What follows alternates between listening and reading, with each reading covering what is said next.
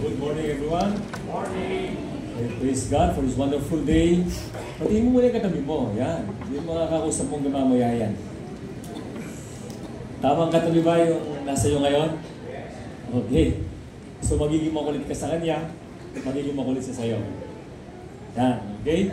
So God is good. Amen? Amen. And we thank the Lord for giving us this wonderful day of celebrating His goodness, His kindness.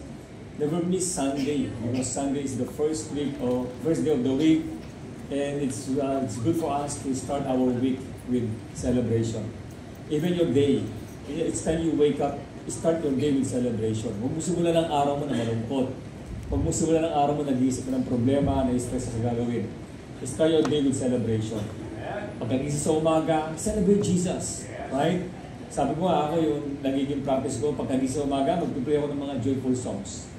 Kasi kukondisyon yung mind mo, yung heart mo in celebrating the Lord. Kasi sa unahin mo isipin yung mga paharapin sa maghapon, yung mga dami ng gagawin, dami ng mga problema ang haharapin. Well, hindi yun ang makakatulong sa iyo. Ang makakatulong sa iyo is simulan mo i-celebrate ang goodness ni God sa buhay mo. Ganyan ang ginagawa natin every Sunday. Yeah? Sisimulan natin ang buong isang linggo ng celebration kay God. At alam nyo, pag ganun ang ating ginagawa, mas lalo nagiging maganda yung bawat araw na binibigay ni God sa atin. Can I have a good amen? Sino ba naman ang hindi magiginabang pag si God lagi ang sinisimulan? Yun ang sabi ng Lord, and all these things shall be added unto you if you seek Him first. Amen? So yung bukas, Monday, bukas is second day. Today is first day, bukas second day. Yung second day mo, 30, 40, 50, 6th day, and 7th day is Saturday. Mas lalo pagagandahin ng Lord. Kasi sinimulan mo ng tama ang buong isang linggo mo. Sinimulan mo ng pagdiriw kay God. Sabi mo sa tabi mo, kaya tama lang nandito ka. Dahil pag wala ka dito, ayaw kong sabihin, baka nakalive tayo. Okay, God is good. Amen? Are you ready for the word? Let us read. Our scripture for today is Judges chapter 6 verse 11 to 17, and let us read it in New King James Version. It's about Gideon. The Bible says in verse 11, "Now the angel of the Lord came and sat under the terebinth tree which was in Ophrah, which belonged to Joash the Abiezrite, while his son Gideon thrust wheat in the winepress in order to hide it from the Midianites." Verse 12, "And the angel of the Lord appeared to him and said to him," okay, angel of the Lord here in the scripture, in the Old Testament, look at the word angel, that is capital A, okay? And angel of the Lord, most of the angel of the Lord appeared in the Old Testament is the pre-appearance of Jesus. We call that in theology, theophany or Christophany. Theophany means God pre-appearance. Phany is pre-appearance of Theo is God. Okay? So, ibig sabihin, nag-appear si God sa mga men and women of God in the Old Testament at tinatawag siyang angel of the Lord. Hindi siya kilala. Hindi kilala si Jesus in the Old Testament. Are you in church? Pero nagpapakita na siya sa mga men and women of God. Do you remember what happened to yung Shadrach, Meshach, and Abednego when they were in the furnace? Sabi ng Bible, yung tatlo naging apat. At ang tingin ko yung isa, sabi niya ay Diyos. And that man was called also angel of the Lord. You know, that was Jesus. That angel of the Lord is Jesus. Here, Jesus personally appeared to Gideon. Kaya nga in the Old Testament, nagpapakita na si Jesus, hindi pa kilala. At blessed yung panahon ni Jesus na nakita siyang personal. At mas blessed tayo ngayon kasi naintindihan natin yung nangyari in the Old Testament, nangyari sa panahon ni Jesus, at yung mga nangyayari ngayon. Am I right? Wala nang pwede bang dapat i-expect pa ng marami sa God kasi naintindihan natin yung mga karanasan doon, karanasan sa New, at dapat matuto na tayo sa lahat ng yun. Because after this dispensation, wala nang another dispensation. Are you listening, church? Yung next dispensation na hintay natin nun, mga tribulation, tapos millennial kingdom, pero ito na yung dispensation na napaka-blessed natin. Kaya nga we are under the dispensation of grace. Amen, church? So, Jesus appeared to Gideon and said to him, The Lord is with you, you mighty man of valor. Wow, hallelujah. Let's continue, verse 13. Gideon said to him, "Oh my Lord, if the Lord is with us, why then all this happened to us? And where are all these miracles which our fathers told us about, saying, did not the Lord bring us up from Egypt? But now the Lord has forsaken us and delivered us into the hands of the Midianites." Next verse. Then the Lord turned to him and said, "Look at this, oh. Look at this." Napansin niyo yung pagbabago ng ano? Napansin niyo? Balikan natin verse 13. Tingnan mo. "Oh my Lord, if the Lord is with us." So tinawag niya my Lord. Siyang nagsabi noon, "Oh my Lord." Bakit kaya small letter? Why? Di ba dapat capital letter yan? Sino kaharap niya? Sino kaharap ni Gideon? Sino kaharap ni Gideon? Angel of the Lord, right? Right? Ano sabi ni Gideon sa kanya? "Oh my Lord." It is small l, right? Pag si God, dapat capital G, capital L. Am I right? Kaya pag God bless you, huwag ka sasabi ng small G, God bless you. The Lord bless you, dapat capital L yung Lord at saka God. Okay? But anyway, sabi dito, "Oh my Lord, if the Lord," look at this, "Oh my Lord." Oh my Lord, ibig sabihin Lord, small l, Panginoon sa lupa. Small Lord yon. Kasi small l nga. So ibig sabihin dito, hindi kilala ni Gideon kung sino kaharap niya. Are you listening? Hindi niya kilala, ang kaharap niya ay capital L. Lord, hindi small l, the Lord. Amen? "Oh my Lord, if the Lord is with me, why then has all this happened to us?" Now, tingnan natin yung verse 14. Explain ko lang to, actually, scripture pa lang tayo. "Then the Lord," ano yung Lord doon? Small letter L? Nasa yung angel of the Lord. Nasa yung angel. Wala na. Right? Ano sabi ng scripture? The Lord. Pinakita na, reveal na. The Lord. It is Jesus. The Lord turned to him and said, "Go in this might of yours, and you shall save Israel from the hand of the Midianites. Have I not sent you?" Verse 15. So he said to him, "Oh my Lord." Look at that. Nagkaroon ng pagbabago? Yes. Kanina small letter L. Ngayon nagkaroon ng pagbabago. Nakilala na niya kung sino yung kaharap niya. "Oh my Lord, how can I save Israel? Indeed, my clan is the weakest in Manasseh, and I am the least in my father's house." 16. And the Lord said to him, "Surely I will be with you, and you shall defeat the Midianites as one man." Last verse, 17. Then he said to him, "If now I have found favor in your sight, then show me a sign that it is you who talk with me." Naghanap ko talaga ng sign. Our topic for today is about changed from the inside out. Changed from the inside out. Binago na tayo ng Lord, right? At yung pagbabago ginawa ng Lord is from the inside out. That is the difference between those who are being transformed under grace and under the law. Under the law, from the outside in. They are changed outwardly. Behaviorally or what? Their behavior or is changed, but not inwardly. Their inner being is not changed. That is life under the law. But life under grace, ang unang tinatransform ng Lord sa atin is yung loob natin. From the inside out. Kaya nga sabi ko, yun ang genuine transformation. Ang magagaling ang tunay na transformation sa loob, hindi sa labas. Kaya nga pwede mong ipakita sa mga nasa paligid mo na nabago ka, pero pag hindi nagbago yung loob, hindi ka talaga tunay na nabago. Amen? Kaya nga sabi ko, life under the law, puro lang show lang eh. No? Parang showy, ganun, papakita mo lang na bago ka, you are so religious, you are active in attending church, or a church, or actively involving in the ministry, but inwardly, you are not transformed or changed. Ang ginagawa ng grace sa atin, binabago niya yung loob. Pag nabago yung loob, mababago yung labas. Amen? Remember what Jesus said to the Pharisees, Sadducees? Ang linis na ninyo nasa labas, sabi niya, pero yung sa loob ninyo, parang mga buto na kalansay, mambaho.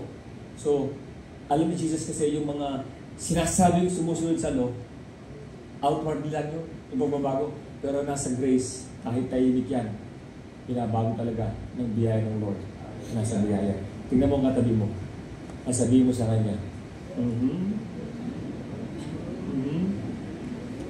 Amen? Lahat ng binabago ng grace, say Amen.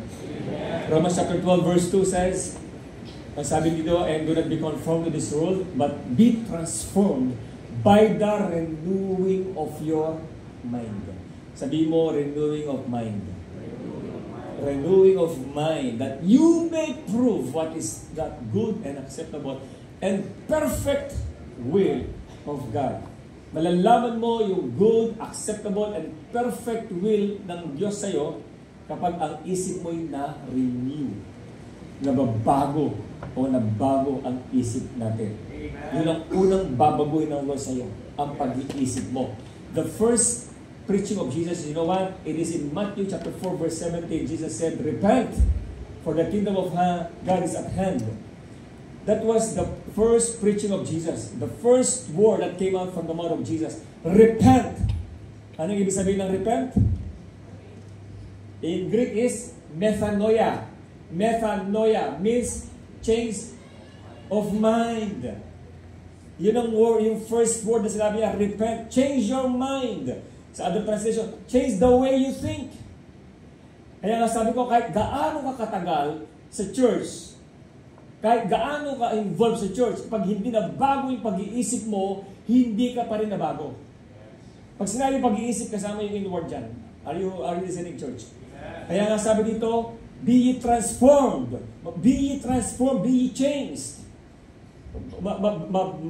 Mababago ka sa pamamagitan ng iyong pagbabago sa iyong kaisipan. Kaya sa biyaya ng Diyos, ang dami na bago ang kaisipan. At sa pamamagitan ng pagbabago ng kaisipan, ang daming mga magagandang nangyayari sa kanilang mga buhay ngayon. Dahil nabago ka ng kaisipan. Amen? Wala namang problema sa kakayahan ng Diyos eh. Walang problema kay God. Ang problema sa atin, mindset. Are you with me, church? That's why, kailangan mabago yung isip natin. Okay? Let me give you our first point. Yeah. God sees you according to Christ, not your circumstances. Tingnan mo natin yung Judges. Balikan natin. Judges chapter 6 verse 12. The angel of the Lord appeared to Gideon and said to him, the Lord is with you. This time, by the way, tingnan natin verse 11. Look at this, verse 11. Anong ginagawa ni Gideon? Okay?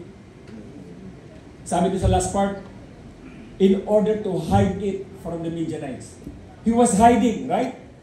Si Gideon, nagtatago siya. Nagtatago siya sa mga Midianites. Kasi ang kalaban nila dito, mga Midianites, mga Amalekites. By the way, Gideon was the 5th judge of Israel. One of the major judges in Israel. Sa yung panglima. So nagtatago sa mga Midianites kasi takot siya. Takot si Gideon. And yet, in verse 12, balikan natin yung verse 12 kanina, ang sabi dito ng angel of the Lord is with you, you mighty man of valor. Kahit ang isip niya takot, o siya takot, pero may kakaibang nakita ang Lord sa kanya. Siya mighty man of valor. Tayo kasi nasimulan natin ang ating kaisipan, yung may mga doubts tayo, fear tayo, pero hindi kaya ng tingin ng Lord sa iyo. Amen? Can you say amen? Anong sabi ko sa first point natin? Let's check yung first point natin. God sees you according to Christ, not your circumstances. Ikaw, binibase mo ang iyong sarili base sa circumstances mo. Kapag ang daming mga challenges, mga problema sa buhay, pag medyo may konti mga pangangailangan, tinitingnan mo kaagad, you are a loser, you are nothing, ganyan ka na lang, nililimit mo ang sarili mo. But you know what? God sees you according to Christ, not your circumstances. Huwag mo kaya i-define ka ng circumstances mo sa buhay. Nagbabago yan eh. Kaya mo ang Panginoong Jesus mag-define sa iyo. Siya ang magsasabi sa iyo kung sino ka at yun ang pagiginggan mo. Amen. Can you say amen? Okay, let's check point number 1. Lesson number 1. This is our lesson number 1. Next. Hintayin natin. Lesson number 1. Isang point number 1 natin. Say, alam niyo bakit ginawa kong ganito? Kasi para mas nakikita ninyo, nababasa, kasi linaw na ng LED wall natin eh.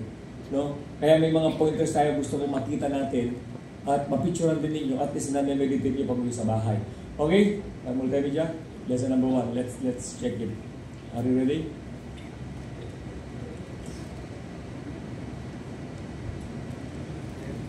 Is that the same? Huh? The same, right? Yung ilalim niya, sample. Yun na, hindi ako masabi sanay sa ganito actually. Masanay ako sa tuloy-tuloy talaga. Nag-a-adjust ako rin. But anyway, come on. Let's wait for them. Pinatep pa daw. Okay. So habang inaayos nyo, pwede ba ninyo ipakita muna sa amin yung Judges 6:13? Tuloy na lang muna namin hanggang 14. Sige lang. Kung po pwede, pakita lang muna ninyo habang inaayos nyo. Okay, ang sabi ng verse 13, Gideon said to him, "O my Lord, if the Lord is with us," look at this, "why then has all this happened to us?" Look at the mindset of Gideon. Ano nasa puso niya? Parang gusto pa niya sisisiga sa sitwasyon niya. Pero bakit ganito nangyari sa amin? We are defeated. Feeling talunan sila. Kasi wala silang kapangyarihan laban sa mga Midianites. Pero wala kasi isang mahusay na pinuno na may tunay na pagkakilala sa Diyos at sa kanyang biyaya. Kapag ang isip mo unang natalo talaga, matatalo na lahat sa buhay mo. Sabi dito, "Lord, if the Lord is with us, why then has all this happened to us? And where are all His miracles which our fathers told us about, saying, did not the Lord bring us up from Egypt?" Tingnan nyo. "But now the Lord has forsaken us." Did the Lord forsake you? Is He forsaking us? No. Pinababayaan mo ba ng Lord? Pinababayaan ba tayo ng Lord? Pinababayaan ba tayo ng Lord? Never. Sabi dito, now the Lord has forsaken us. Pinabayaan kami ng Lord and delivered us into the hands of the Midianites. Wrong mindset, right? Pag may nangyayaring hindi maganda sa atin, biniblame natin si God. Akala ko sa grace. Sabi sa amin ng Bishop, ang grace. Pag bibigyan tayo ng magandang sitwasyon sa buhay, sabi niya, magkakaroon tayo ng peace of mind, sabi ng mga pastor na pipris, ang grace daw ay magpapalaya sa atin. And that is correct. Ang grace talaga ang kailangan mo sa buhay. Ito talaga magpapalaya sa iyo. Ano ang hindi mo natatanggap? Yung pagbabago ng iyong kaisipan. Hindi mo kaya i-absorb ang grace ng Lord. Maraming iba, nire-reject pa yung grace eh. Until now, yung iba, nire-reject yung grace, gusto pa rin yung effort. I tell you, namimix pa rin yung grace at ang effort as if you are already in the grace of God, pero ang feeling, pag wala kang ginawa, wala din. Hey, if you trust God's grace, hayaan mo ang grace ang magtrabaho para sa iyo. Hindi ikaw ang gagawang personal sa sariling kakayahan. Ang biyaya ng Diyos ang gagawa para sa iyo. Can I have a good amen? And never ever blame God sa mga nangyari sa buhay mo. Huwag mo sisihin ang Diyos. Hindi siya kailangan sisihin kasi God is good all the time. Hindi siya nagkukulang sa atin. At hindi siya magkukulang sa atin. Ano man ang circumstance natin sa ating mga buhay. Can I have a good amen? Kaya ano man ang sitwasyon mo, mga negative circumstances, don't blame God. Instead, give thanks to Him. God is good. Minsan dumarating lang tayo sa mga test sa buhay natin, ititest tayo ng Lord. Oh, yung bang anak ko, pag maraming mga blessings na dumarating, doon lang sa nagpapasalamat. Di ba? Just like what happened to Job. Si Job, sabi ni Satan, kaya ka binibless ng Lord kasi active ka sa gawain niya eh. Kasi minimaintain mo yung mga requirements ng law. Subukan mo i-curse ng Diyos. Alisan ka ng blessing. Yung conscience kay Job. Pero yung kay God, sabi niya, God, kaya kami namahal ni Job kasi binibless mo siya. Eh, alam naman ni God na talagang mahal siya ni Job. Kaya kahit nawala yung blessings ni Job, same pa rin. Same pa rin, hindi nagbago. At hindi kailanman sinisi ni Job si God. Kasi lang, sabihin mo sa katabi mo, God loves you. All the time. He loves you all the time at all times. Yun yun. Okay, this is our first lesson. God calls out your identity, not your insecurity. What matters is your identity, not your insecurity. Everyone say identity. Identity is fixed. Your circumstances are not, okay? Identity is fixed. Kung sino ka kay Christ, yun na yun. Hindi magbabago yun. Kahit ano pang circumstances mo sa buhay, hindi magbabago yung pagkatao mo kay Kristo. Nagbabago lang yung pwede mong isipin. Pero still, your identity is fixed. It is permanent. Hindi na pwedeng baguhin yun. Kaya nga tinutulong sa inyo, even your salvation, even your righteousness, they are permanent. Because they are gifts from the Lord. And that is part of your identity in Christ. Ang sabi ng 2 Corinthians chapter 5 verse 17. This is a familiar verse to us, TLBY. Therefore, if anyone is in Christ, those who are in Christ say Amen. Amen. Kung ang sino man ay na kay Kristo, hindi sinabi, if anyone is in TLBY, if anyone is in this religion, in this particular organization, no. If anyone is in Christ, in Christ, amen? Kung ang sino man ay na kay Kristo, ano nangyari? He is a new creation, bagong nilalang. Kaya nga, doon pumasok sa salitang born again. Muling ipinanganak, ikaw ay nabago in the spirit, not in the flesh. Born again is not a religion, it is an experience. Kaya nga sabi ko sa iyo, hindi ka nag-born again, ikaw ay na-born again. Can I have a good amen? Amen. Yung dati ikaw namatay at muling nabuhay, pinanganak, na-born again, ibig sabihin muli kang pinanganak sa bagong katauhan. That is your identity in Christ. You are a new creation. Amen. Bago ka na. Sabi mo sa atin mo, hindi na ikaw yung dati. Bago ka na. Kaya kasi, minsan, tinitingnan mo pa rin sarili mo katulad ng dati. Kapag hindi mo naintindihan ito, bumabalik ka sa dati mo. Hey, hindi na ikaw yung dati. Hindi ka nga ni-repair eh. Hindi ka ni-repair. Pinalitan ng bago in your spirit. Are you in church? Amen. In the flesh, of course not. Nung naborn again ka ba, bumata yung tsura mo? Ha? Si Pastor Mike lang bumabata sa atin. Pero, bumata ba yung spirit mo? Wala si bata mo. Yes, naborn again eh. Kaya nga, we are now growing. Can I have a good amen? But not the flesh. Not your mind. Ang mind mo, nang naborn again ka, di naman yung nawala yung isip mo dati. Alam mo pa yung past. Ano na bago sa'yo? Your spirit. That is the real you. That is the person inside of you. Your spirit. You are tripartite being. Body, soul, spirit, right? Your body is this case ng spirit. Soul is your mind, emotions, will. Ito yung spirit mo. Yun ang binago ng Lord sa'yo. Bago! New creation! All things have passed away. Behold, all things have become new. Kaya ulitin ko sabihin sa'yo, hindi na ikaw yung dati. Sabi mo sa katabi mo, hindi na ikaw yung dati. Harapin mo siya. Hindi na ikaw yung dati. Kaya mo sabihin to? Kaya mo sabihin? Yung dati pa, bebe. Hindi na ikaw yun. You are strong now in Christ. New creation. Amen, church? Bago ka na. Kaya mo yung bagong pagkatao, hindi yung dati. Kasi binabalik kami yung dati. Hindi na ikaw yung dati. Wala na yun. Tayuan mo yung bago. Amen. Kaya si Jesus, nakita niya, sinabi niya, mighty man of valor. Pero tingin sa sarili niya, he is weak, afraid. Pero sabi niya, mighty man of valor. Ganun siya tinignan ng Lord. Tinitingnan ka ng Lord sa iyo, bagong katauhan. Base kay Kristo.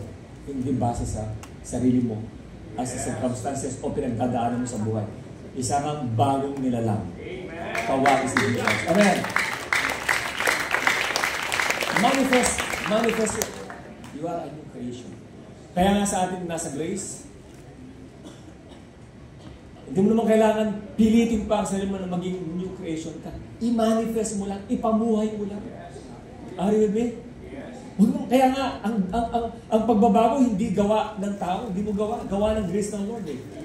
Pag naintindihan mo kung sino kayo kay Christ, yun talaga yung magdadala sa iyo sa tunay mong pagkatao. Ito yung pinipilit mong baguhin pero hindi ko magawa kasi nga wala ka nang dapat pa sanang baguhin kung naintindihan mo kung sino ka. Ang babaguhin mo lang, sabi ko niya, yung mindset mo, yung kaisipan mo. Dapat maunawaan mo kung sino ka ngayon kay Kristo.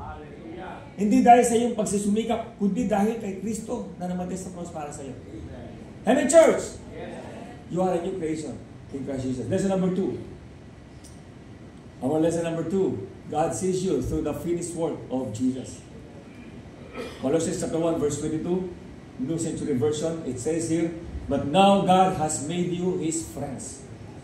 Wow! Actually, ginawa nga ito ginawang religious name ito friends again. Ginagawa religious name, pero sabi nyo, friends again, may ganitong pangalan, ganitong pangalan. Pinangalan lang yun. Pero sa Bible, nakalagay lang nun, pero tao lang gumagawa ng pangalan, gagawing religion. Kaya nga even yung born again, no? Na-misinterpret ko yung born again nun Sabi ko, mga born again. Kaya naman nagsimula yung born again. Bago lang, tas maniniwala tayo. Ibig sabihin, they are false teachers. Called. Bago lang sila Hindi ko naintindihan. Hindi nga pala ito religion. Ito yung experience. Kaya bagong karanasan kay Lord.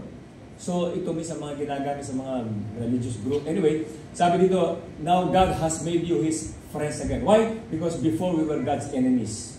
Alam niyo, dati tayo mga kalaban ng Diyos. In what way? As sinners, we were God's enemies. Hindi tayo kaibigan ng Lord kasi makasalanan tayo. Especially we are not Jews, we are Gentiles. Amen? Amen? Okay? Ang mga Gentiles kasi talagang tingin sa atin is mga outcasted, yung mga parang, sabi natin yung word na parang walang kabuluhan, walang kwenta. Pero, ginamit ng Lord yung mga Gentiles para i-bless din yung mga Jews at i-bless ang buong mundo ngayon. Amen? Bakit? Sa pamamagitan ng isang Gentile, lumabas ang Savior, si Jesus Christ. Galing siya kay Ruth Galing siya kay Ruth. Galing siya kay yung harlot, si Rahab. Okay, mga Gentiles. But anyway, before we were God's enemies, but now God has made you His friends again. He did this through Christ's death in the body so that He might bring you into God's presence as people who are holy. Wow. With no wrong. Sabi mo, with no wrong. No wrong. Sabi mo, I am holy. I am holy. Sabi ng iba niyan, huwag mo tawagin ang sarili mo na banal kasi wala namang banal kundi si God. No, God calls you holy. Yes. Kaya ang Bible tinatawag tayong saints. Yes. Sinanay tayo ng religion na ang saints daw, yung mga namatay na masyadong devoted kay God, yung binigay ang buong buo kay God, yung hindi nagkasala. No. Saints are the believers. Amen. You are God's sent. Yes. Sabi mo sa atin mo, santo ka. Santa, santo. Kung anong pangalan, sabi mo, you are Santa Claus. Santa Claus. Ikaw ay si Santo Rich. Yeah. You are saints. Amen? God sees you according to the finished work of Jesus. God's presence as people who are holy with no wrong. Grabe. That is grace. Pag tinitingnan ka ng Lord, hindi naman yung kagandahan mo. Lagi ko sinasabi, ang tinitingnan ng Lord sa iyo, yung tinapos na gawa ni Jesus para sa iyo. Yes. Jesus made you holy in the sight of God. Amen. Not your good works. Yes. Your good works are like filthy rags. Ang sabi ng Isaiah 53, para maruming basahan lang sa harapan ng Diyos. Masangsang na basahan. Hindi ko na-describe kung ano sangsang yun. Hindi ko na-illustrate. Pero marumi. Ibig sabihin, ano man ang good works mo, pagsusumikap na maging mabuti kay God, apart from His grace, walang kabuluhan kay God. Pero sa grace ng Lord, kahit anong naging kasalanan mo, kahit anong naging pagkakamali mo, Jesus made you holy in the sight of God. With no wrong. Amen. Hallelujah. Come on, give Jesus a clap of praise. Woo! Yeah, we can, it's very important for us to understand this because every time we approach God, we can have the boldness to approach the throne of His grace. We have the courage to approach Him. Dati nahiya tayo lumapit kay God. Even some people, they're scared of entering or attending church because they feel that kung aatin ako dyan, di man ako mahal ng Diyos, hindi ako katanggap-tanggap, marami ako, makasalanan ako. Hey, maraming ganyan nakakandam. Sasabihin lang, pag nabago na lang ako doon, punta sa church niyo. But not here at TLBY. Sa TLBY, kahit hindi ka pa binago, dito babaguhin ka ng Diyos sa mga magitan ng salita. Huwag kayong mahiyang dalhin dito yung mga lasinggero, yung mga adik, yung mga prostitute, dalhin sa TLBY. Ang biyaya ng Diyos ang magbabago sa mga buhay. Amen! Kaya nga kung nakikita mo rin yung mga nag-a-attend, kilala ko ito, alam ko yung buhay ito, huwag mo i-judge yung taong yun, base sa pagkakilala mo sa Kanya. Kasi, kaya siya nandyan, babaguhin siya ng biyaya at tinapos na gawa ni Jesus. They need grace, they need Jesus, they need His finished work. Ang dami mga tao ngayon, di lang saan pupunta. Pupunta ng church kasi hinuhusgahan. Pupunta ng mga churches, silang tinitignan. Nakikita sa mga pagkakamali. But thank God, I just wanna see TLBY. Pag may pumasok na nakita natin, makasalanan ito, kilala sa mundo nito, binabash siya, ano pagkakamali niya, hey, love that person. Admire that person. You know why? Kasi pumunta siya sa church para makapakinig ng salita ng Diyos. And I tell you, biyaya ng Diyos ang magbabago sa kanya. Kaya harap mo din yung church. Come on. Hallelujah. That is grace. Woo! With no wrong, with nothing of which God can judge you guilty. God will not judge you guilty. Kaya sabi ng Romans 8, verse 1, there is therefore now no condemnation to those who are in Christ Jesus. Those who are in Christ, say amen. Amen. There is no such condemnation to those who are in Christ Jesus. Wala, hindi kayo kukondemn ng Lord. Hindi ka nga i-judge na guilty. Hindi niya papaluin nyo at sasabihin niya, you are guilty. No. Wala na siya nakikita kasalanan sa'yo. Because of Jesus' finished work. So guys, people say amen. Amen. Ang sarap na pagramdam, right? Yes. Ang sarap na pagramdam. Kasi doon sa dati, iniisip mo, Lord, nagkasala ko sa iyo, hingin ang tawad. Lord, nagkasala ko sa iyo, hingin ang tawad. Nagkasala ko sa iyo, hingin ang tawad. Conscious ka sa gawa mo sa kasalanan. Pero ngayon, alam mo, Lord, I know who I am. I am righteous, Lord. Amen? Yes.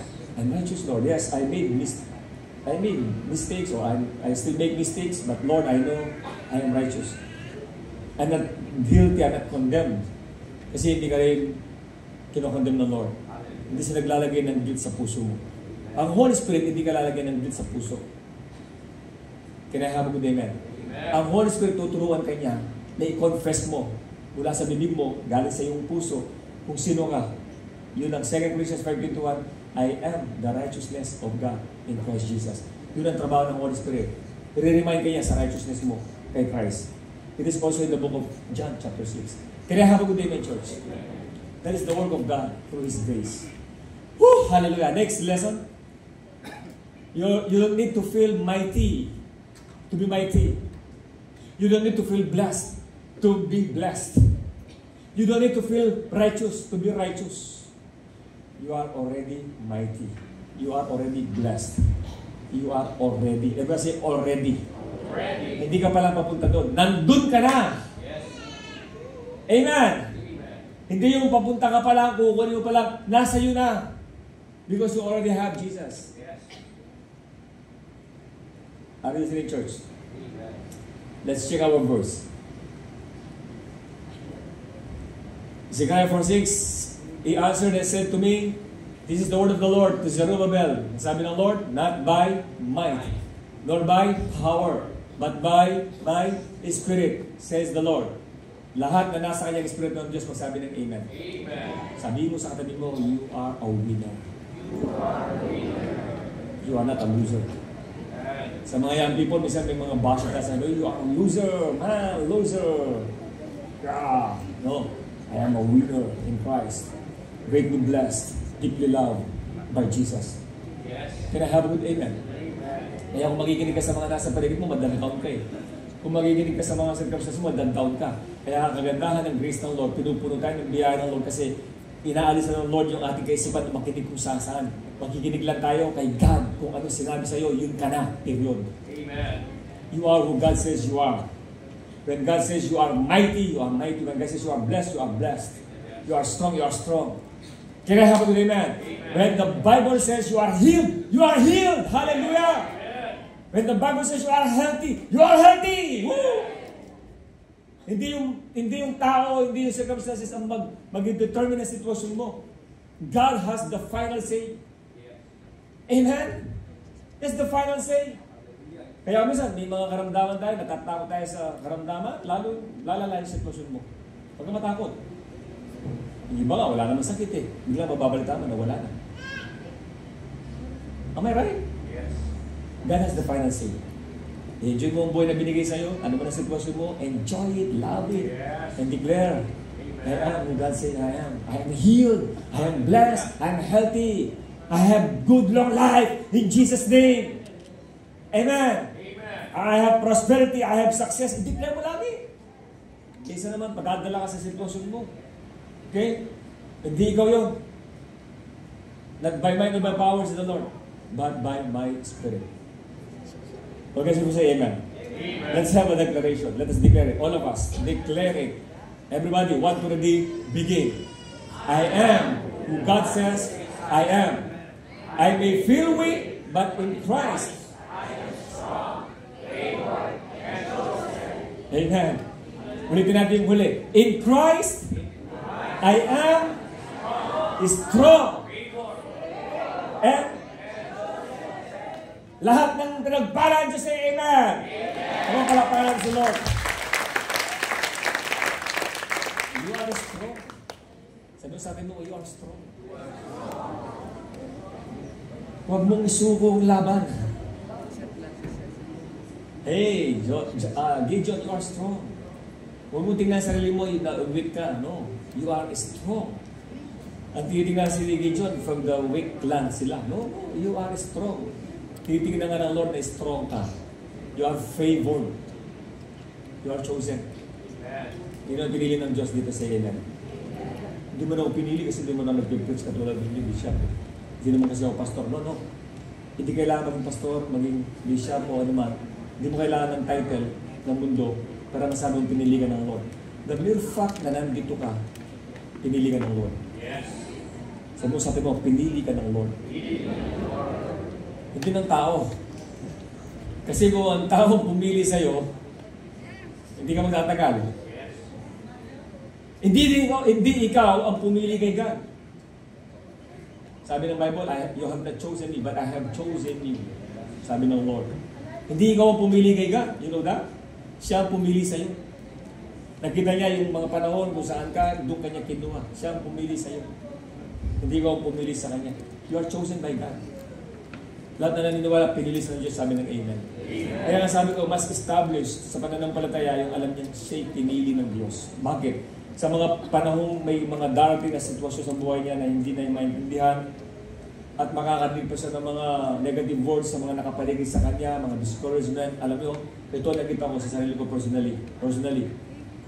Dahil alam ko, nung kabataan ko, pinili ako ng Diyos. Kahit anong marinig ko sa tao, hindi ako napadala. Kung ano man sabihin nila. Honestly. Kung napadala ako, siguro hindi man ako magiging 1 year sa buhay ko, sa pananampalataya. Months lang, wala na ako sa church. Kasi months pa lang ako na-born na ganun. Dami ko ng mga discouragement na narinig from others.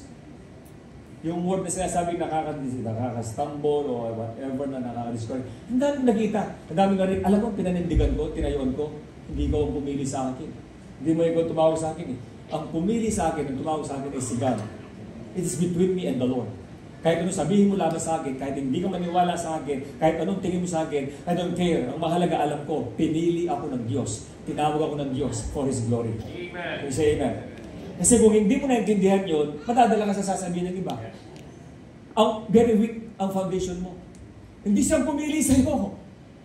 Minsan may mga ibang gagawa ng sariling grupo. Oh, alam mo, magsarili lang tayo. Gawa tayo ng ating ministry. Instead na TLB o balitaran natin, gawin natin YBLP. Ikaw na gawin mong pastor. Gusto mo gawin na kitang stand-up bishop, apostol ka na kagad. Walang kwentang usapan pag gano'n. Kasi bakit? Hindi naman tao kausap mo sa pagpili ng Diyos. Si God ang kausap mo. Kaya nga huwag kang padadala sa mga bulong-bulong na negative na mag-discourage ka, mag-down ka, ma-apertuhan ng isip mo. Hey, makinig ka sa sinasabi ng Lord sa iyo. Siya ang personal na pumili sa iyo. Kaya siya ang pumili sa iyo, wala makakagiba sa iyo, wala makakapag-alis sa iyo sa iyong relasyon sa ating Panginoon Jesus. Kung sinong pumili sa iyo, mananatili siya sa iyo at mananatili ka sa Kanya. Kaya have a good day, man! Come on! Hallelujah! Ngayon, kung pinili ka lang ng tao, wala. Hanggang tao lang, piniplease mo. Kaya maraming mga ministers hindi nang tagal. Man-pleasers. I love people, I love the church, I love this congregation, but I don't want to please you, guys. No. I don't want to be a man-pleaser, pastor, or bishop. Bakit? Kapag hindi na kita napasaya, hindi mo na ako mahal. Mahal mo lang ako kasi napapasaya kita. Natutuwa ka sa akin. Pag hindi na, hindi mo na ako mahal. Ayaw kitang pasayahin sa pamamagitan ng pagpiplos ko sa iyo. Pasasayahin kita sa pamamagitan ng pangangaraw ko ng biyaya ng Diyos sa iyo. Kailangan mo yun. Ang Diyos ang magpapasaya sa buhay mo. I don't want to please you. I don't please people. Amen! And the first place, hindi ako tumawag sa iyo. Marami sa inyo, pumasok kayo dito, dinala kayo ng Lord dito. Hindi ako nagdala sa iyo dito. Am I right? Dahil pag ako nagdala sa iyo dito, hindi ka rin magtatagal. May ano yan, may duration yan. Pero alam ko, si God na nagdala sa iyo dito. And dahil dinala ka ng Lord dito, hey, may ka nakikita, mga sitwasyon, may narinig ka, o ano man, sa loob ng church, sa labas ng church, sa buhay mo, sa bahay mo, mananatili ka pa rin kung saan ka dinala ng Lord. Kasi alam mo, siya nagdala sa iyo at pumili sa iyo para makarating sa PNBY at kung saan ka ng church nandiyan ngayon. Kaya habang ko din na! Kalabitin mo, katabi mo, sabi mo, ang Diyos ang pumili sa iyo.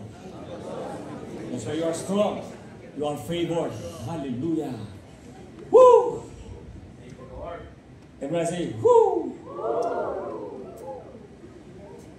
Alright. Let's read verse 15, Joshua, chapter 6, verse 15.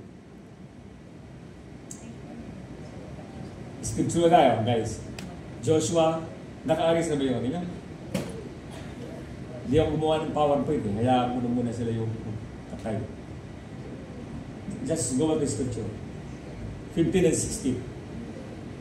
Ano, sorry, Judges, sorry. Not Joshua, Judges 6, 15 and 16. Kaya baka nalito, Joshua na sabi ko. Okay, thank you. Sabi ko, so he said to him, "Oh my Lord, how can I save Israel? Indeed, my clan is the weakest." Look at this. My clan is the weakest. Yung clan ko ang pinakamahina. Kaya nga, di ba yung mga iba sinasabi, nahirap lang kami. Ganyan talaga yung minana namin hirap sa mga ninuno namin. Kasi yung lolo ko, yung tatay ko, mga ganito talaga yung buhay namin, hindi kami maasenso. Hey, tapos na yun sa kanila. Panahon na para mabago naman sa panahon mo. Simulan mo yung generation na susunod sa iyo sa pamamagitan mo na bagong isip. Amen? Amen? Sabi ng iba, hindi, ganoon talaga. Sakitin talaga kami. Lahi kami ng mga asthmatic, ng mga diabetic, lahi kami ng mga rheumatic, ng mga matic na automatic. Dati yun! Pero sa panahon ko, ikakat mo na yun. At from you to next generation, wala na yun! In Jesus' name! Hallelujah! In Jesus' name! Alam mo bakit? Curse kasi yun in the Old Testament, in Exodus chapter 20, verse 4. Sabi ng Bible, pag hindi kayo sumunod sa law, ika-curse ko kayo up to 4th generation. Kaya yung apo, na-curse yan. Pero you are not under the law, you are under grace. Kaya ika-cut mo na. At sabi ng Galatians 3:13, God has redeemed us from the curse of the law. Tinubos tayo sa curse of the law, that the blessing of Abraham might be given unto us. So wala ka na sa curse. Huwag mo tingnan ang sarili mo base doon sa mga nauna sa iyo. Simulan mo ang tingnan ang sarili mo base sa anong tingin ng Lord sa iyo at doon mo tutuloy sa mga generations na susunod sa iyo. Kung say amen. Pwede ba mangyari yun? Pwede ba mangyari, ikakat na natin yung salitang diabetic kami, ang buong angkan namin. Buong angkan namin, rheumatic kami. Ano pa yung isa? Buong angkan namin, problematic kami. Ano pa? Asthmatic kami. Lahat na sinasabi ko, automatic. Tapusin natin ngayon. Pwede ba rin tapusin ngayon yun? Yes. O gusto mo ituloy? O kaya kung ituloy yun? Tuloy mo? Gusto mo? Pamana mo pa sa mga anak mo? Papamana sa mga apo? At proud na ka ba? Lahi talaga tayo mo. Asthmatic talaga namin. Yung lolo mo ganyan din eh. Ganyan ka rin ako. Huwag kayo magtataka na. Tanggapin mo lang. Sasabihin anak mo doon, ganun pala. Kaya pala eh. Pag naranasan ito, wala siyang power to overcome it. Tinanggap niya, kasi nanay ko, tatay ko yan eh. Mga anak mo ganyan din, hey, ikat mo na ngayon in Jesus' name. Lalabanan natin doon, hindi sa ating sariling lakas. Not by might, not by power, but by the Spirit of the Lord. Nararamdaman mo, yes! Nandiyan, ikakat mo na. Can you say amen? In Jesus' name, Lord, I cut the curse, Lord God, in my generation. Ano man yung mga namana, na mga dumating sa mga nununo ko na sumpa, kinakat ko ngayon. At inuumpisan ko, Lord, yung mga favor and blessings mo mula sa generation ko up to the coming generations. And I have a good amen. Tuloy-tuloy mula sa iyo hanggang sa mga darating pa generations. Instead of curse, blessing ang tatanggapin nila. Kahit wala rin dito yung apo mo, yung kaapo-apuan mo, pinagpapala pa rin ng ating Panginoong Diyos. Hallelujah! Woo!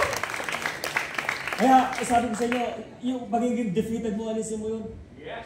Hindi ba, hindi makapasok si church kasi ang dami ko inasikasong problema. Hanggang kailan ang problema yan? Tandaan mo, pag hindi mo na-overcome problema yan, every Sunday may problema ka. Yes. Walaan mo ako. So, hindi ka dadalhin ng sarili mo sa loob ng church. Lagi kang haharap ng problema. Ang dami ko hinahanap eh. Sumbandi na naman. Sikasuhin ito. Matatali ka sa ganyan. Your mind is defeated. Your life will become defeated. Pero harapin mo, ano man ang problema, punta ka sa church, celebrate Jesus. Amen? Amen. Hallelujah! Sunday is a day of celebration. Thank you, Lord! I am blessed, Lord! Dahil yung problema, but you celebrate. That is victory. Amen. Woo! Amen? Amen. Bakit di ka nagatit? Kasi hindi mo kasi ako maintindihan eh. Kaya ang dami ko pinagdadaanan sa buhay. Hindi talaga kita maintindihan. Kasi Christian ka eh. Nasa iyo si Christ, tapos ganyan ka mag-isip, ganyan ka magsalita, hindi kita maintindihan, sorry. Hindi, naintindihan naman ako ni Lord. Kasi si Lord alam niya, hindi ka maintindihan ng Lord. Binago ka na ngayon, ba't ganyan ka pa? You are strong. Amen. Amen. Oh. Are you blessed, church? Yes. Kaya ikaw nagdidikta ang galaw ng mundo mo kasi ayaw mo kinig kay God. Ayaw mo tingnan sa sarili mo kung paano ka tinitingnan ng Lord. Woo! Sabi niya, I am the least in my Father's house. Or, look at this mindset. My clan is the weakest. And I am the least in my Father's house. Pero ang sabi ng Lord, good morning, mighty man of valor. Amen?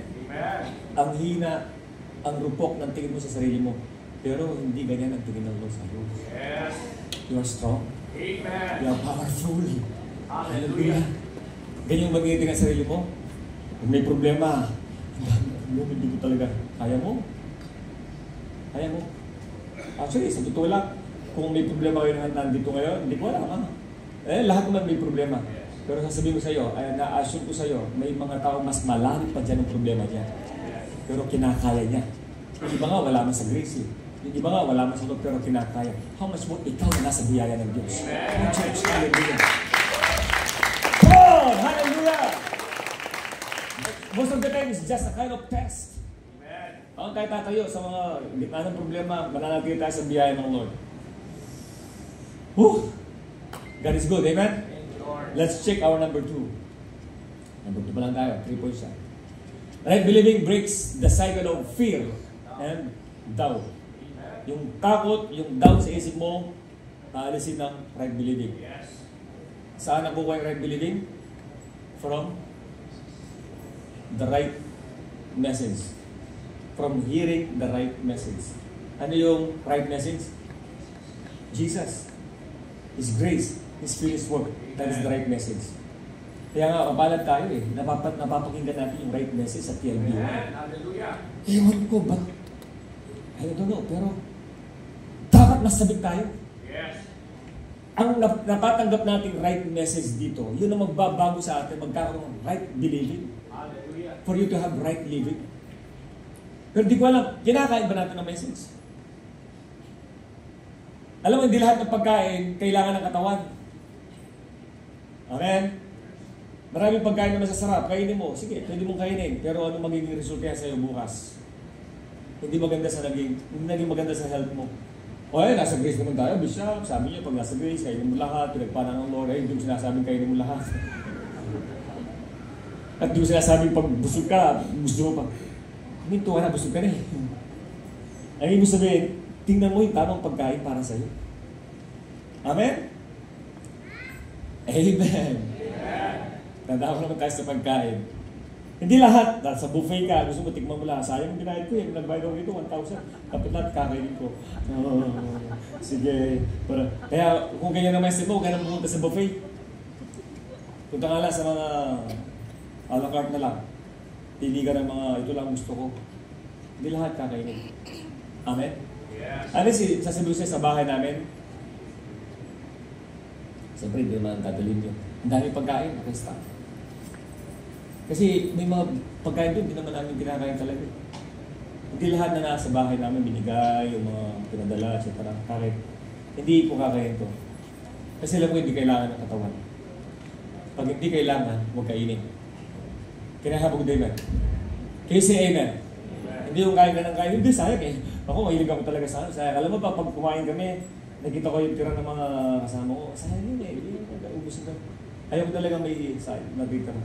Turo kasi ng mga parents ko nun. Wala magtitira kahit isang butil na kanin, ha? Kaya kami kahit isang butil na kanin, malinis talaga yung plato, hindi mo na kailangan linisin pa. Ilagay mo na doon sa may sprayer. Pati isang butil kakain namin kasi pag hindi namin ginawa, papaluin kami. Ganun kami dati. Mapalad yung mga kabataan, hindi nadablan yun. Ngayon, ang dami yung pagkain, tapos titigom lang ng konti. Tapos yung soda, konti lang. By feeling class. Hindi inubos. Ay, kung nandun ako, ubusin ko. Yung kailangan ko. Pero yung kailangan, hindi ko kakainin. Bago sinasabi to, hindi lahat na napapakinggan mo, kailangan mo. Kumakain ka pag nakakapakinig ka. Hindi lahat ng mensahe, tamang mensahe para sa'yo. Naranasan mo na yan. Kapag ang mensahe, if the message is a mixture of grace and law, that is not for you. What you need is a message of pure grace. Amen. You say amen. Pure grace. Kasi pwedeng kinain mo na busog ka pero walang sustansya sa'yo. Hindi magdudulot ng good nutrients sa katawan mo, good health, magdudulot pa yan ng problem sa health mo. So, hindi mo kasi kailangan. So, ang grace ng Lord, ang message na napapangin ito, yun ang magdudulot sa iyo ng tamang nutrients sa iyong spiritual na buhay. Kailangan mo to, ang biyaya ng Diyos ang magpapalaya sa iyo. Romans 8:32, and you shall know the truth. Everybody say, you shall know. You shall know what? The truth. Who is the truth? Jesus, and His grace is truth. Grace and truth came by Jesus in John chapter 1 verse 17. Inseparable yun. Grace kasama ng truth. You shall know grace. You shall know the truth. And the truth shall set you free. The truth cannot set you free unless you know it. Kasi amen. Amen. Kung malalaman mo, doon ka pala mapapalaya. Pero hindi mo alam, hindi ka mapapalaya. Nandiyan na yung truth eh. Nandiyan na yung grace eh. Pero pag hindi mo alam, hindi mo inabsorb, hindi ka mapapalaya. Kaya nga sinasabi ko sa iyo, kailangan mo ang mensahe ng biyaya ng ating Panginoon Diyos. Amen. Hallelujah. Lesson number 1. Lesson number 1. Wrong believing brings to small believing. Yung capacity, yung capacity sa buhay mo, nakadepende sa capacity ng isip mo. Naalala yung kwento ko dati, mabilis lang, yung nagwantong dito. Yung namingwit, nakakuha ng malaki, tinapon, mas malaki, tinapon, pinakamalaki, tinapon. Galit na galit siya nakagita eh. Grabe na namingwit ito, tinapon yung malalaki. Ako, hinihuling malalaki. Nung nakahuli siya ganun, tuwag-tuwag, kinuha niya. Ganun. Nilagay sa lalagyan, tapos umalis na siya. Ba't tuwag-tuwag? Alam bakit? Yung lalagyan niya, ganyan kalaki. Anong gagawin sa malaki? Saan lalagay? Wala nang paglalagyan eh. Ganun lang kalaki. Kung gaano kalaki lalagyan, yun lang ang kailangan niya. Are you following? Are you listening? Sa buhay natin, nalilimitahan ng Diyos kasi ang liit ng iyong paniniwala. Amen! Sabi mo sa katabi mo, hindi galit si Bisha. Hindi ako galit. Papaliwanag lang, sabi ng pastor. So, wrong believing leads to small living. Kaya ka nalilimitahan sa maliit kasi nalilimitahan yung pag-iisip mo. Palayain mo pag-iisip mo. Mula nga simula mo sabihin, Lord, hindi ako yung katulad dating iniisip ko na hanggang dito lang ako, Lord. Magiging successful person ako, Lord. Pagdating ng araw, Lord, ako yung mag-handle ng mga empleyado. Hindi ako yung magiging empleyado lang. Hallelujah! Mag-create ako ng business, Lord, ng mga good opportunities, Lord God. Lord, mag-create ako ng mga maraming projects sa communities, etc. Hindi ako hanggang dito lang. Lord, hindi ako yung laging umaasa lang, laging manghihiram lang, Lord. Ako, Lord, yung magbibless sa iba. Ako yung magpapahiram, Lord. Can I have a good amen? So dito ang tinatanggap niyo. Amen. Pero kung isip mo, okay na ako dito, dito ako pinanganak, dito na mamamatay. Ganyan kami, isang kahi, isang tuha. Ganyan kami mga duha. Sa akin ay walang pumapansin. Grade 1 lang ang inabot ko. No read, no write pa ako. Paano na ngayon ang buhay ko? Bumaba ng pababa. Pero hindi na tayo gano'n. Tayo, mga pinagpala sa biyaya. Amen? Amen? Sa biyaya mo lamang, Lord, ako'y nabubuhay. Lahat ng pinagpala, say Amen. Amen. Proverbs chapter 23, verse 6a. Verse 7a actually. So again, as in nandiyan yung buo. For as he thinks in his heart, so is he. Kung anong iniisip mo daw, ganun ka. Okay, say Amen. Ulitin ko, yung first sentence. Kung ano ang iniisip mo, ganun ka. For as he thinks in his heart, so is he. Tanong, anong iniisip mo ngayon? Fried chicken. Kung ano yung iniisip mo sa sarili mo, ganun ka. Palayan mo ang isip mo doon.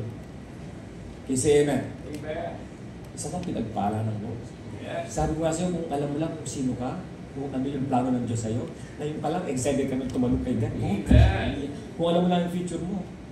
Sabi mo sa atin, kung alam mo lang yung future mo, walang puwag sa'yo. Sabi mo, walang puwag sa'yo.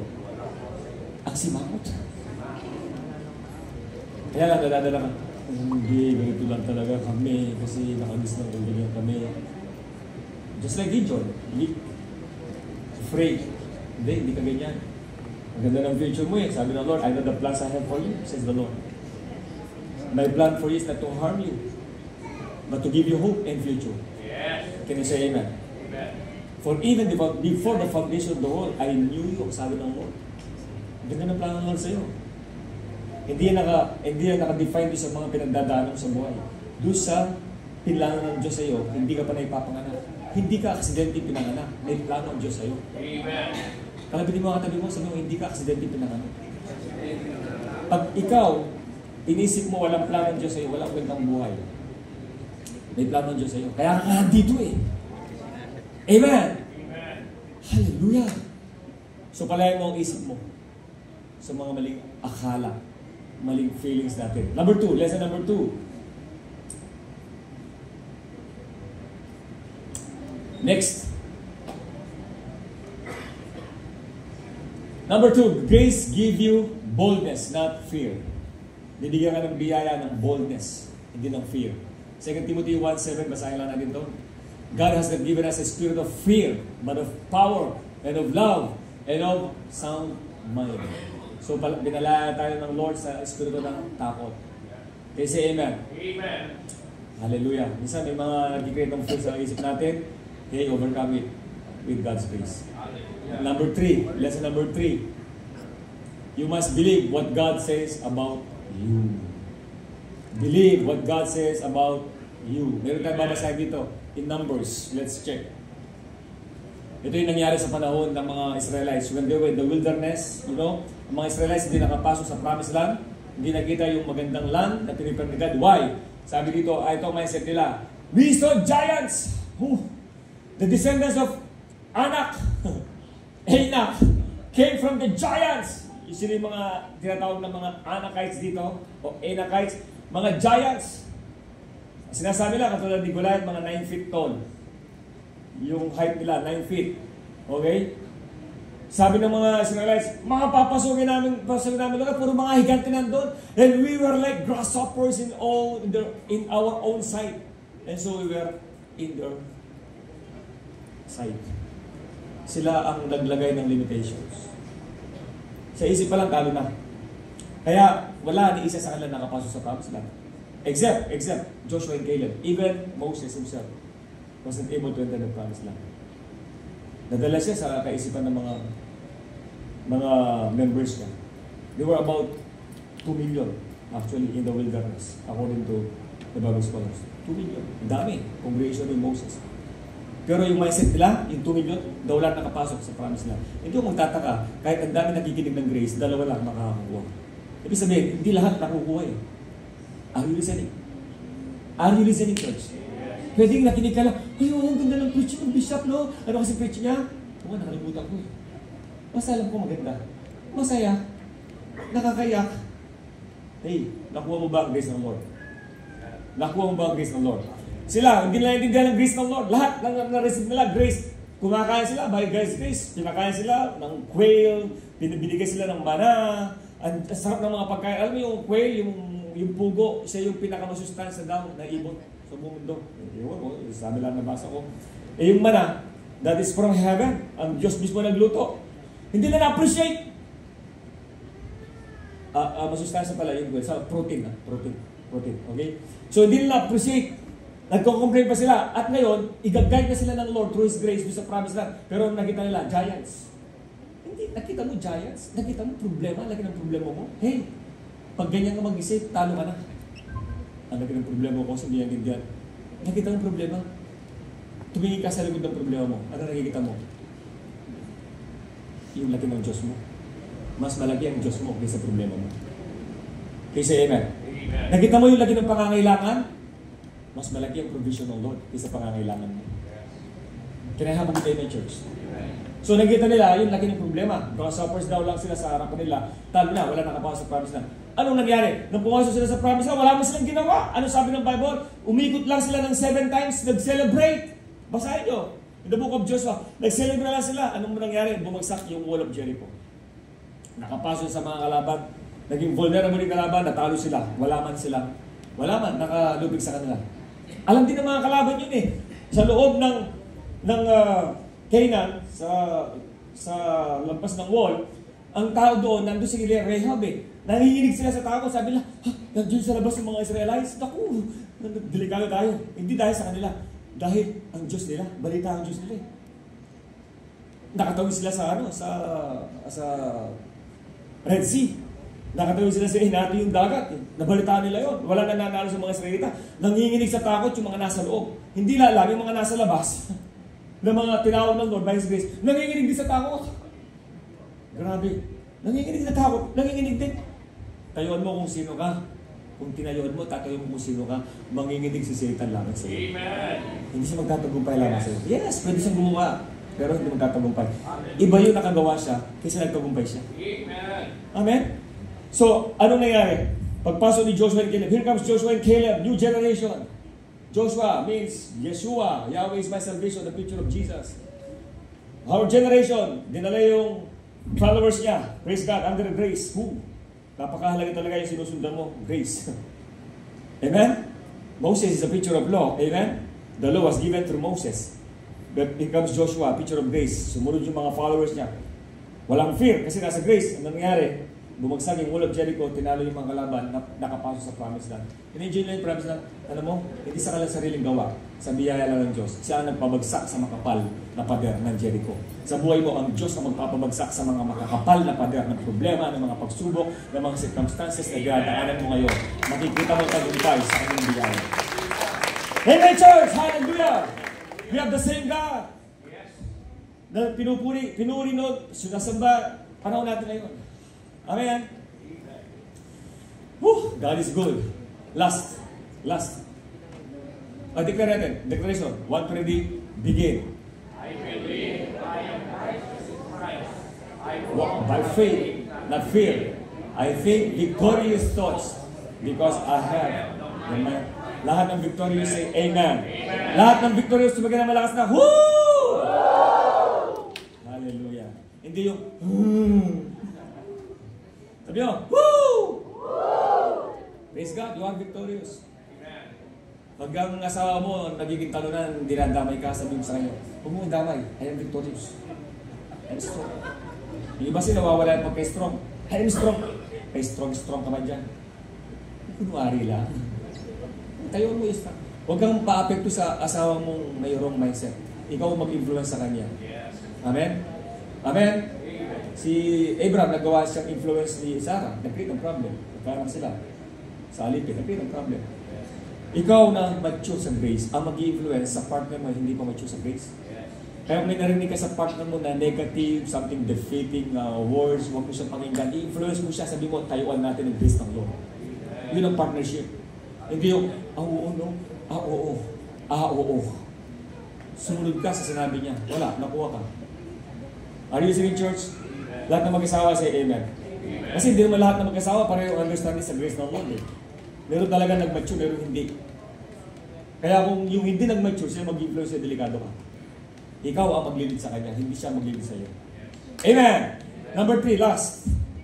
Third point. Your mindset aligns with victory when you rest in God's Word. Judges chapter 17. 6:17, I mean.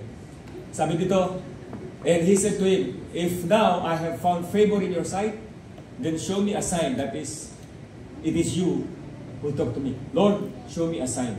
Lord, show me a sign. Lord, show me a sign. Bigyan mo ng sign, bigyan mo ng sign. Ano ibig sabihin ito? Ano ibig sabihin ito? Lord, help me grow. Help me grow. Help me grow. Sa panahon natin ngayon, kailangan talaga mag-grow tayo para maintindihan natin yung sinasabi ng Lord sa atin. Let's check. Lesson number 1.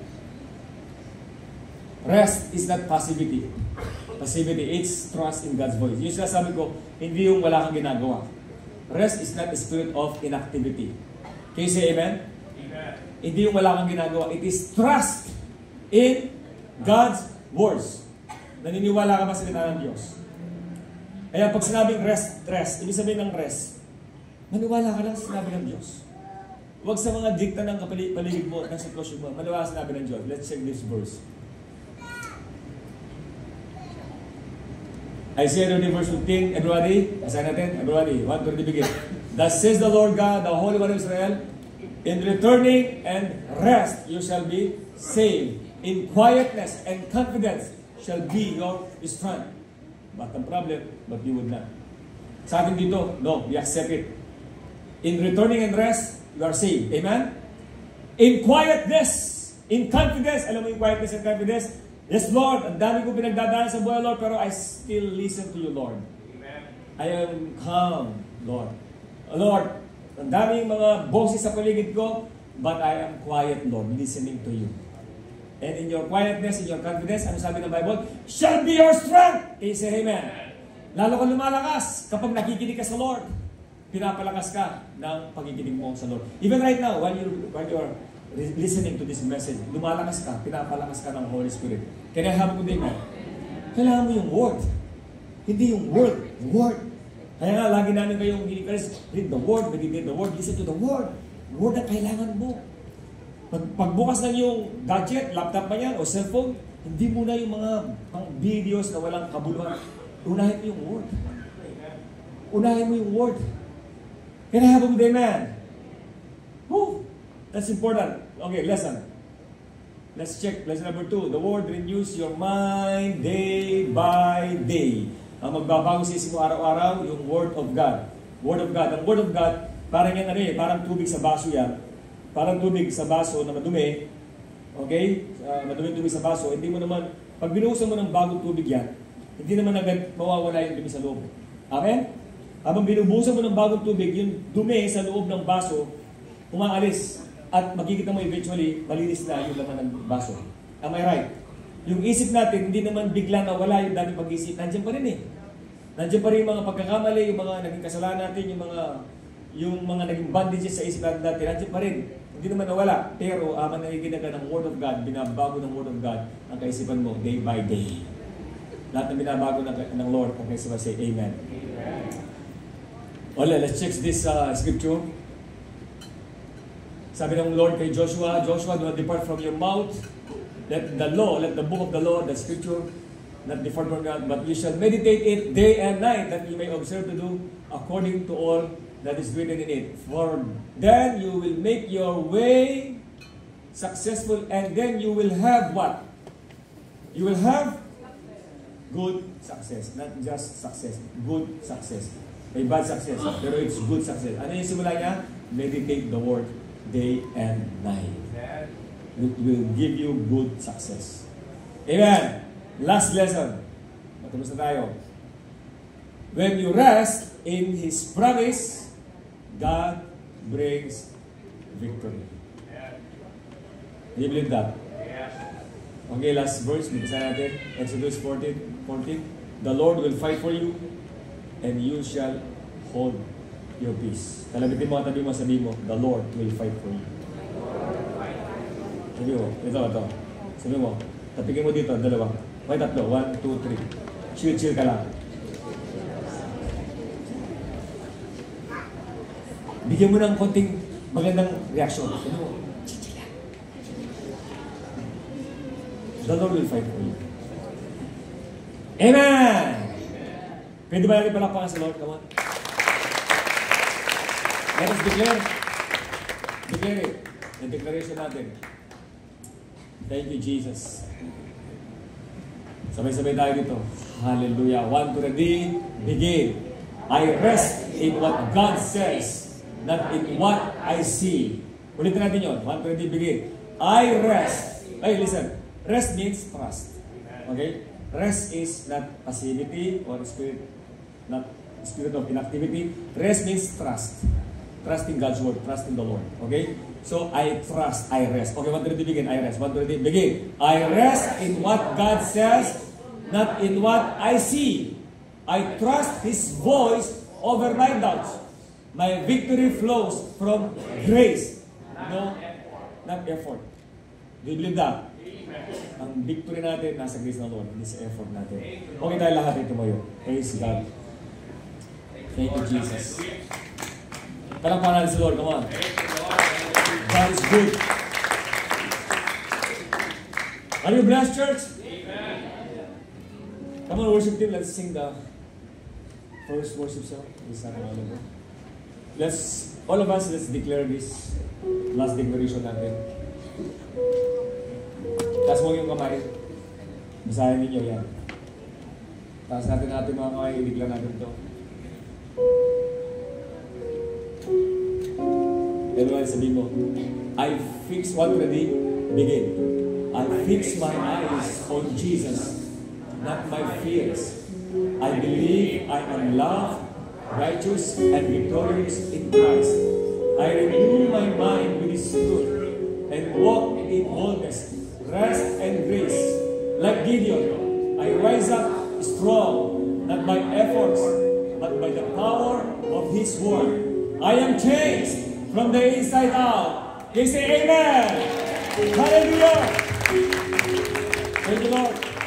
Come on, worship Him. Let's worship the Lord.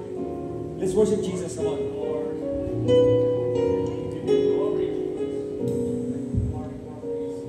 Thank you, Jesus. We worship you, Lord.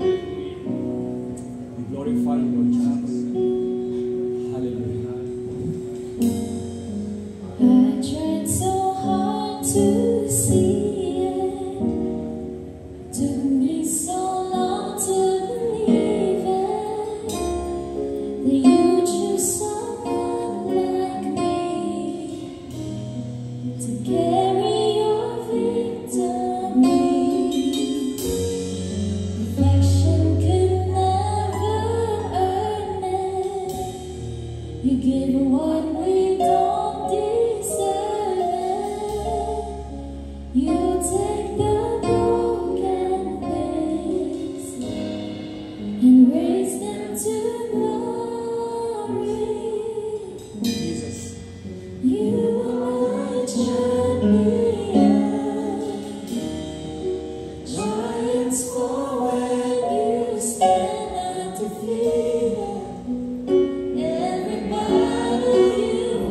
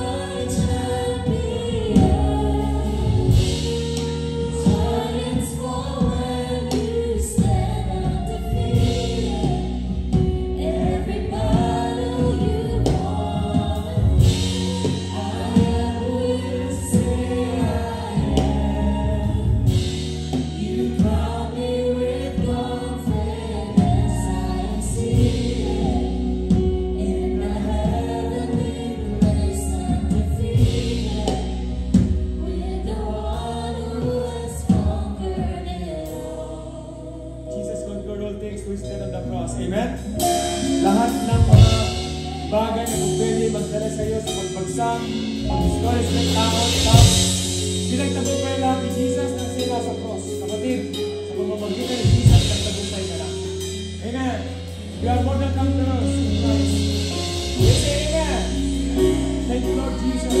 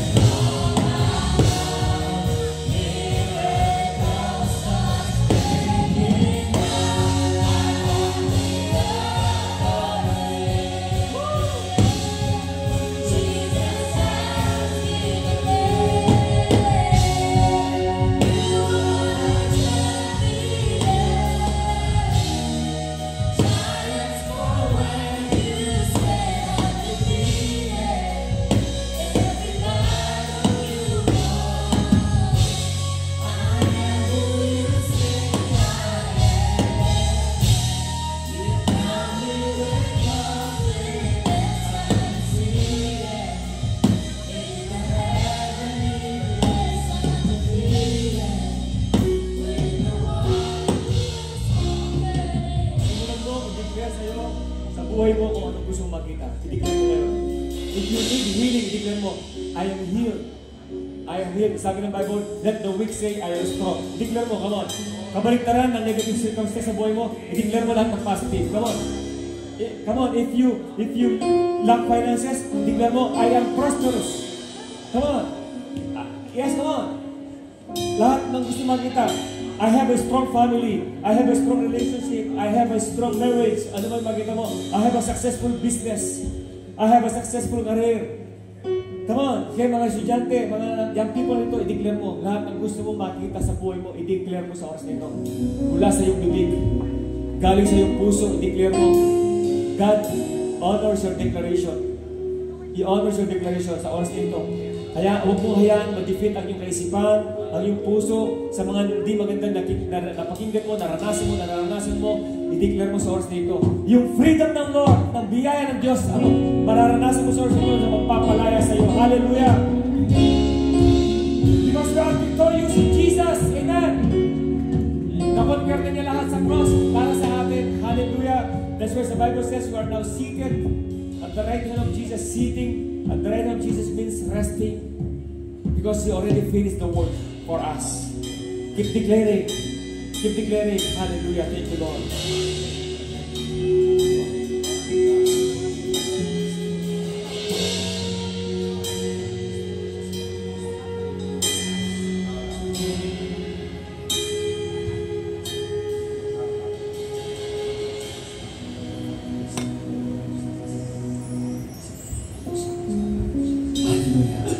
Father, once again, thank you. Lord, you said in your word that the body is the Lord's. Thank you, Lord. All we need to do now is rest. Rest in your grace, O Lord God. Rest on the finished work of Jesus. Lord, we thank you so much. It's now time for us to change our mind. Our mindset, Lord. Ibahin namin ang pag-iisip namin.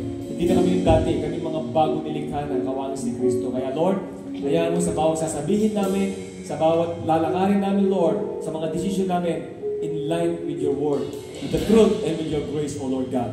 Ikaw ang magiging, Lord, buhay namin at magiging reflection ka namin. Ikaw yung magre-reflect sa aming mga buhay, O God.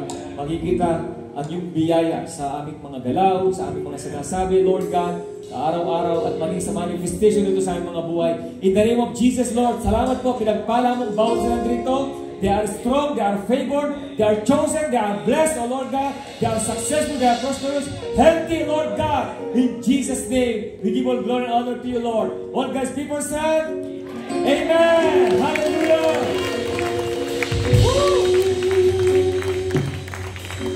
Bago mo po, bigyan mo katabi mo ng big high five. Sabi mo, we are blessed. Amen. Thank you so much, church. You may have take your seats. Thank you, worship team.